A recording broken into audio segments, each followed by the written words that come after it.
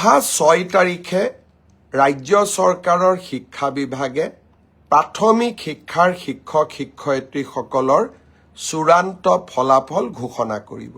অৰ্থাৎ আজি এই ঘোষণা কৰাৰ প্ৰক্ৰিয়া সমাপ্ত হ'ব।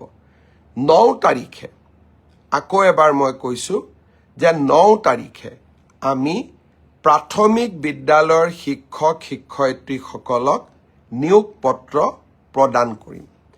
অহা 6 তাৰিখে ৰাজ্য চৰকাৰৰ শিক্ষা বিভাগে প্ৰাথমিক শিক্ষাৰ শিক্ষক-শিক্ষয়িত্ৰীসকলৰ চূড়ান্ত ফলাফল ঘোষণা কৰিব। অৰ্থাৎ আজি এই ঘোষণা কৰাৰ প্ৰক্ৰিয়া সমাপ্ত হ'ব।